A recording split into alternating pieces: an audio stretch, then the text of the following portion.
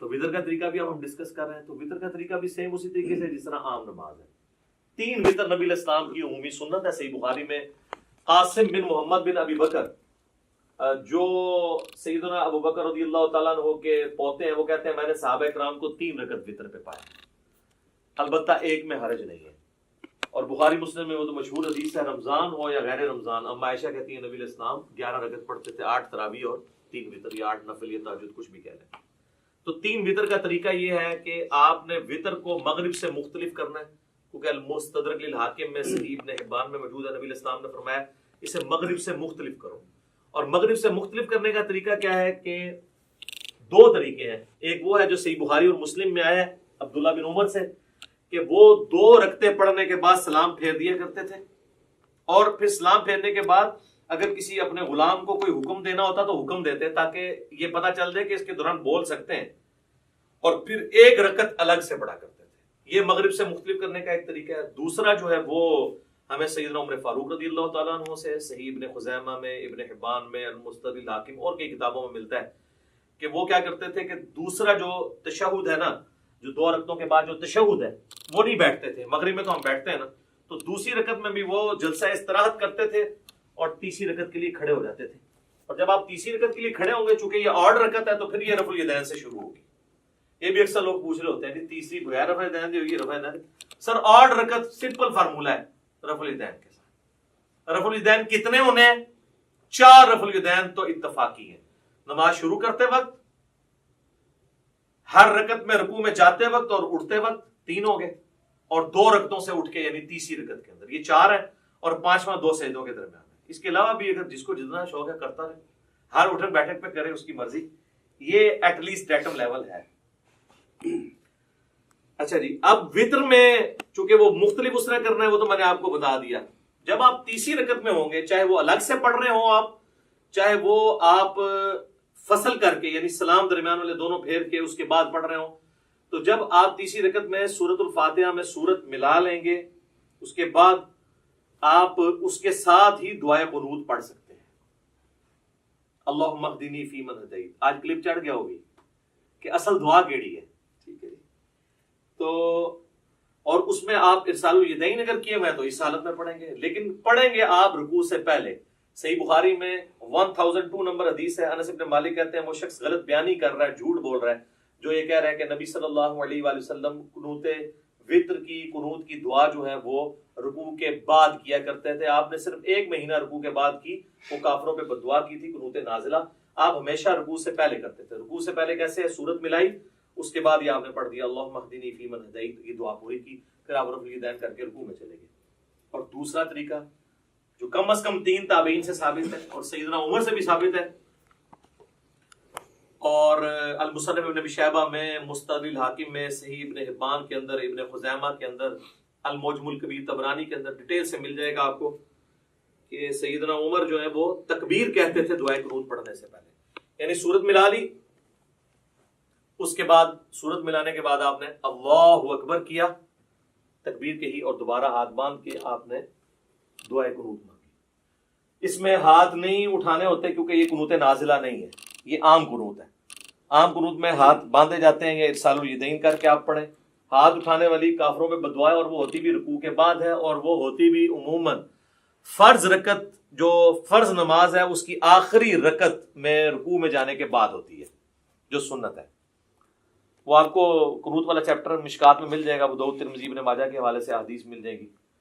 اور جو قنوت وطر کے اندر کوئی قنوت نازلہ کرنا چاہتا ہے تو نبی علیہ السلام سے ثابت نہیں، لیکن صحابہ کرام سے، ابی ابن کعب سے صحیح ابن خزیمہ کے اندر موجود ہے، جس میں دعائے قنوت بھی انہوں نے پڑھی اور ساتھ درود شریف بھی پڑھا اینڈ کے اوپر، اور بھی دعائیں مانگی. وہ آپ کر سکتے ہیں.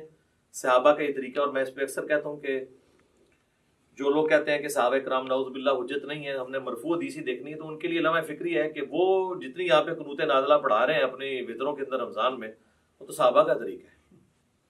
جب داڑھی کی باری آتی ہے ہم نہیں کاٹتے، لیکن مٹھی کے بعد صحابہ کا اجماع ہے کہ کاٹنا جائز ہے. وہاں کہتے ہیں جی ہم نبی علیہ السلام کو دیکھ رہے ہیں، تو نبی علیہ السلام کو بھی نہیں آپ دیکھ رہے، نبی علیہ السلام کی تو مٹھی سے بڑی نہیں ہے. یہ بھی میں نے ثابت کیا ہے الحمدللہ. ساتھ ساتھ تھوڑی سی برین واشنگ ہوتی رہنی چاہیے، تبھی چیزوں کی سمجھ آتی ہے. تو اللہ اکبر کہہ کے ارسال الیدین کیا یا ہاتھ باندھے اور آپ نے دعائے قنوت پڑھی، اس کے بعد اللہ اکبر کہہ کے دعائے قنوت کے بعد روشی بھی پڑھنا ہے، اور پھر آپ نے وہ پورا کیا۔ اب چونکہ چاہے آپ نے فصل کیا ہوا ہے، درمیان میں 2 پڑھ کے سلام پھیرے ہوئے ہیں، یا آپ نے 2 کے بعد آپ کھڑے ہوئے ہیں، دونوں صورتوں میں تیسری رکعت تو آپ کی وتر کی آخری ہوگی، اس میں پھر آپ تورکی بیٹھیں گے۔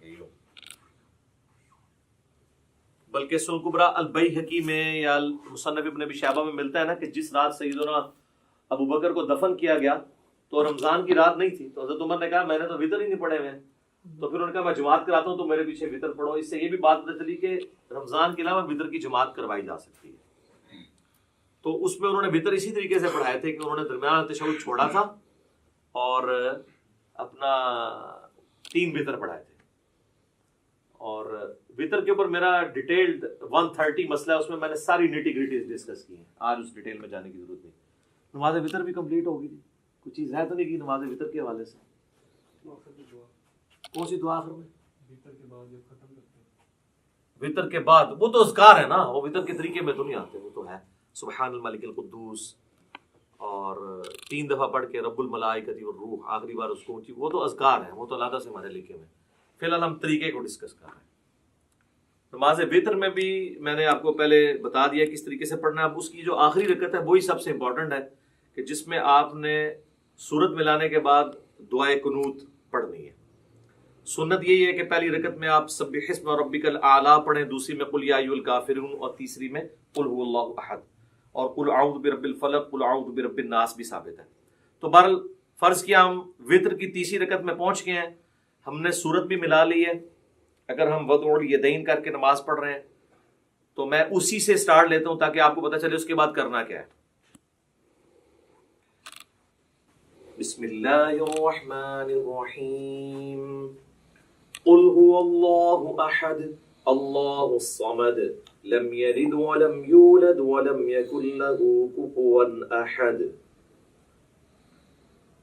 اللہ اکبر، اللهم اهدني فيمن هديت وعافني فيمن عافيت وتولني فيمن توليت وبارك لي فيما أعطيت وقني شر ما قضيت فإنك تقضي ولا يقضى عليك إنه لا يذل من واليت ولا يعز من عاديت تباركت ربنا وتعاليت اللهم صل على محمد وعلى آل محمد كما صليت على إبراهيم وعلى آل إبراهيم إنك حميد مجيد اللهم بارك على محمد وعلى آل محمد كما باركت على إبراهيم وعلى آل إبراهيم إنك حميد مجيد